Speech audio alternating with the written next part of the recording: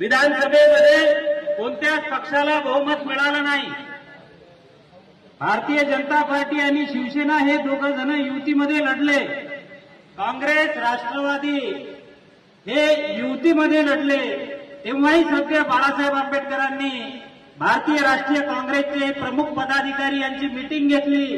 त्यांना विनंती केली की आपण सेक्युलर आहोत, धर्मनिरपेक्ष आहोत, आपण लोकसभेमध्ये सोबत बसायला पाहिजे, विधानसभेमध्ये सोबत बसायला पाहिजे। परंतु भारतीय राष्ट्रीय काँग्रेस पक्षाने, राष्ट्रवादी काँग्रेस पक्षाने त्यावेळेस कोणताही होकार दिला नाही। या सर्व प्रक्रियेमध्ये बालमुकुंद बिराव सुद्धा उपस्थित होते।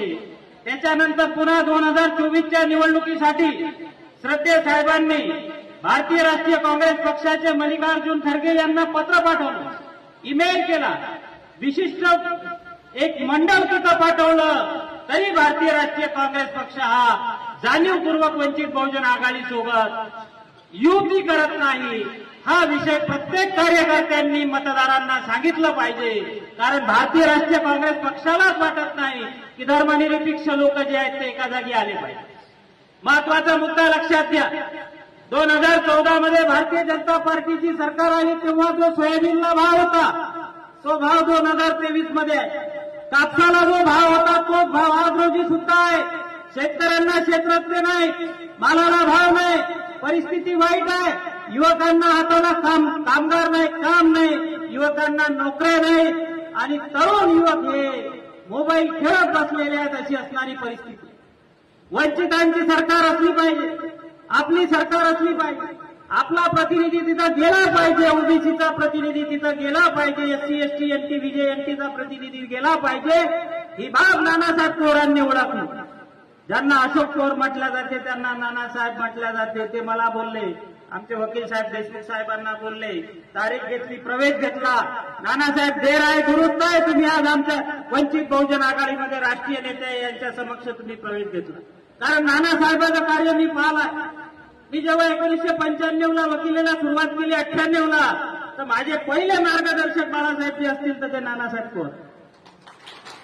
कारण मला ग्रामपंचायत या सेक्टरमध्ये आणणारं जर कोणी असेल तर ती आमच्या आदरणीय नानासाहेब पवार आहेत। नानासाहेब मला त्यांच्या पतसंस्थेवर घेऊन बसायचे आणि सांगायचे की यांनी असं केलं तर असं होते, यांनी ग्रामसभा घेतल्या पाहिजे, सरपंच असा अपात्र होते।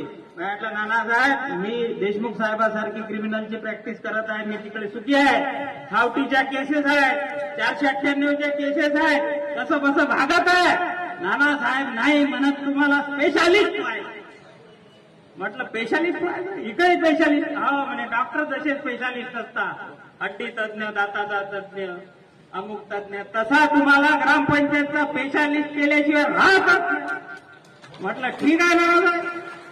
नानासाहेबांनीच पहिलं चौधरीचं पुस्तक विकत आणलं, पहिली केस गव्हाची टाकली ग्रामपंचायतची, नानासाहेबांना दिले आणि तिथून हा श्रद्धेय साहेब जो प्रवास सुरू झाला तो आतापर्यंत थांबला नाही। आणि नानासाहेबाचं काम मला माहित आहे, नानासाहेब जर हात टाकते तर पूर्ण खतरनाक टाकते।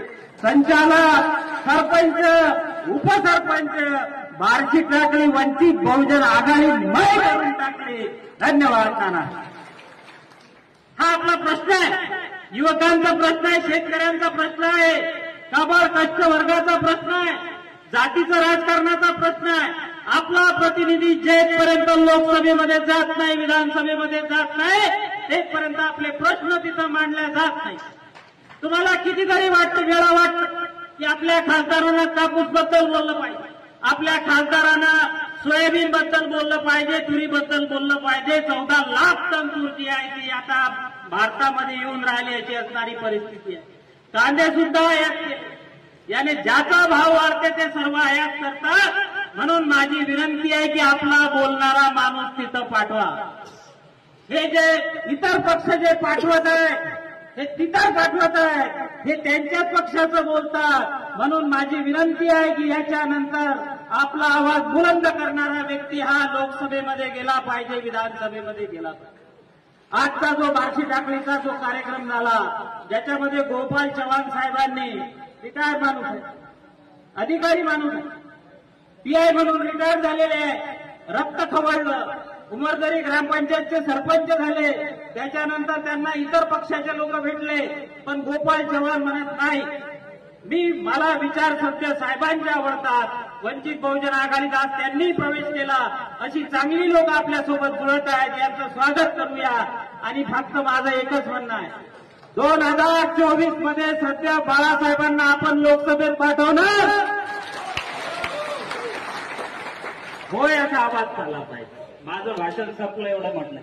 सध्या साहेबांना आपण 2024 मध्ये बाळासाहेब आंबेडकरांना लोकसभेत पाठवणार, एवढं बोलून माझे 2 शब्द संपले. धन्यवाद सर.